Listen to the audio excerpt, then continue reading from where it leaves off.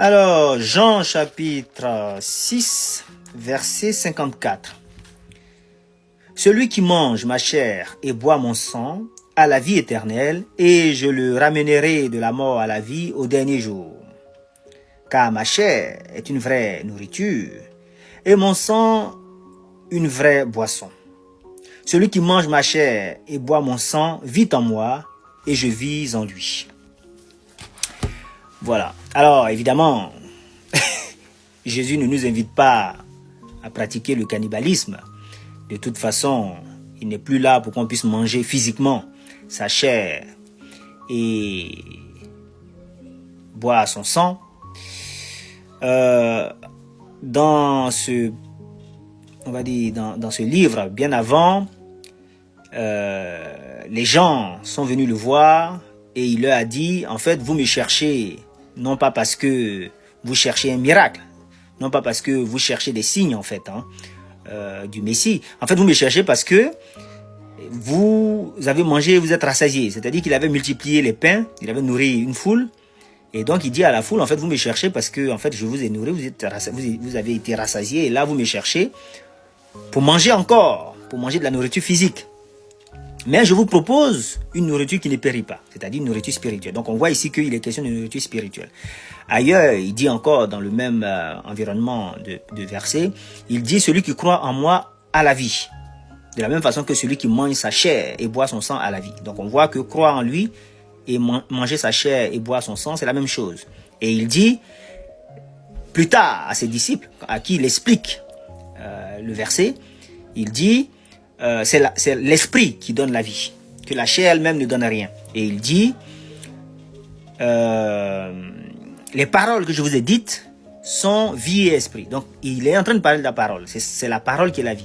Et si on croit en cette parole, on a la vie. Et donc, c'est en ce sens qu'il faut comprendre qu'il ne parle pas de sa chair physique, évidemment, et de son sang physique. Il dit qu'il est le pain du ciel descendu le pain descendu du ciel. Alors quand il a dit qu'il est le pain descendu du ciel, et la foule a dit non mais qu'est-ce qu'il raconte? On le connaît, on sait qu'il n'est pas descendu du ciel, on sait comment il est né comme tout le monde, on connaît sa mère et on connaît son père. Et on connaît même en gros on connaît sa famille, on connaît ses frères. Donc, mais la foule n'a pas compris ce qu'il disait. Comme d'habitude, les interlocuteurs prennent toujours les choses au sens premier, ils ne comprennent pas.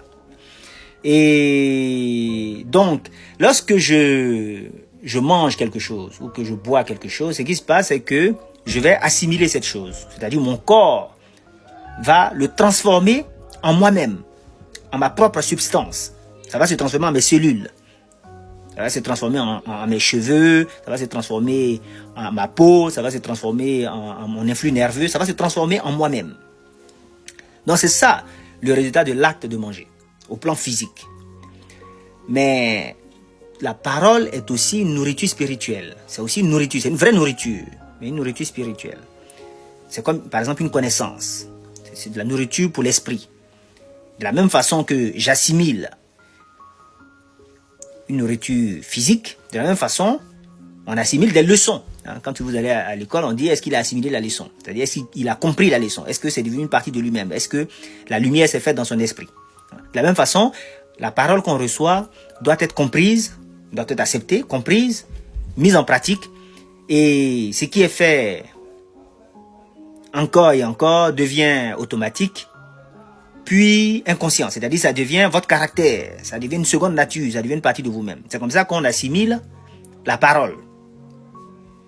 Et du coup, cette parole vit en vous, puisqu'elle est devenue vous-même. Et vous vivez dans cette parole, puisque vous vivez en fonction de cette parole. Donc il vit, celui qui mange ma chair et boit mon sang, vit en moi et moi je vis en lui. C'est clair, très intéressant, n'est-ce pas? Voilà. Et ça veut aussi dire, du point de vue pratique et de la vie de tous les jours, que toute parole que vous acceptez et en laquelle vous croyez est une parole que vous assimilez et qui devient une partie de vous-même. Et donc la texture de votre esprit dépendra du type de parole que vous acceptez, du type de croyance que vous acceptez. La texture de votre esprit dépendra du type de parole que vous acceptez. Votre comportement sera conditionné par la parole que vous acceptez. De la même façon qu'on peut manger des nourritures, on peut boire des boissons qui sont pernicieuses, nocives à notre santé, de la même façon, on peut accepter, digérer, manger, assimiler des paroles qui ne sont pas à notre avantage, qui sont dangereuses pour notre vie. C'est en ce sens-là que la parole est véritablement une vraie nourriture. L'homme ne se nourrira pas seulement d'eau et de pain, mais de toute parole qui vient de la bouche de Dieu. Donc on parle de paroles qui donnent la vie, paroles de vérité.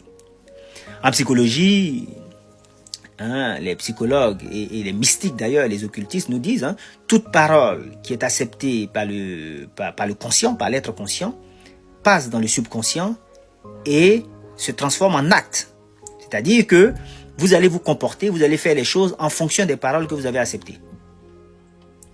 C'est comme ça que ceux qui acceptent des croyances d'échec, de pessimisme, de difficulté, vivent dans l'échec, dans le pessimisme et la difficulté. Il y a quelqu'un qui disait que si c'était les plus beaux ou les plus grands ou ceux d'une certaine race ou ceux qui habitent dans un certain lieu qui réussissaient, alors on ne verrait pas cette diversité de personnes qui réussissent, puisqu'on voit que toutes sortes de personnes réussissent. Des gros, des minces, des blancs, des noirs, des jaunes, des rouges, bref, tout le monde. Toutes sortes de personnes réussissent. Et donc il en a déduit que la cause de la réussite n'est pas une cause physique, c'est une cause mentale. Oui, la cause de la réussite est dans l'esprit de celui qui réussit. La cause de l'échec est dans l'esprit de celui qui échoue. La parole est une vraie nourriture.